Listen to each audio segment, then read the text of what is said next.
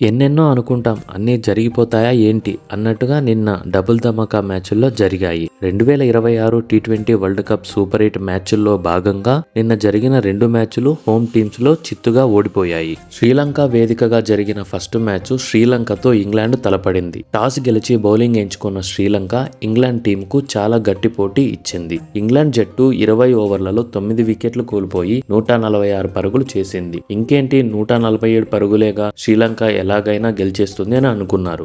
అయితే ఇక్కడ ట్విస్ట్ ఏంటంటే శ్రీలంక 95 పరుగులకే ఆల్అౌట్ అయిపోయింది. ఈ 95 పరుగుల్లో కూడా కెప్టెన్ దసున్ షనక 30 పరుగులు చేశారు. ఈ ఇన్నింగ్స్ లో ఇదే హైయెస్ట్. ఇంగ్లాండ్ బౌలింగ్ అటాక్ కు శ్రీలంక బ్యాట్స్మెన్లు తట్టుకోలేకపోయారు. పవర్ ప్లేలోనే 5 వికెట్లు కోల్పోయి శ్రీలంక కుప్పకూలిపోయింది.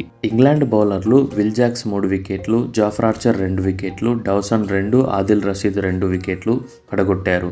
ఇంగ్లాండ్ బ్యాట్స్మెన్ లో ఫిలిప్ సాల్ట్ 40 బంతుల్లో 62 పరుగులు చేశాడు. శ్రీలంక బౌలింగ్ కూడా మంచిగానే వేశారు. మధుశనక 2 వికెట్లు, వెల్లిలాగే 3 వికెట్లు, తీక్షణ 2 వికెట్లు తీసినప్పటికీ బ్యాటింగ్ విభాగంలో పూర్తిగా శ్రీలంక టీము విఫలమయ్యింది. అందుకనే వారు ఓడిపోవడం జరిగింది.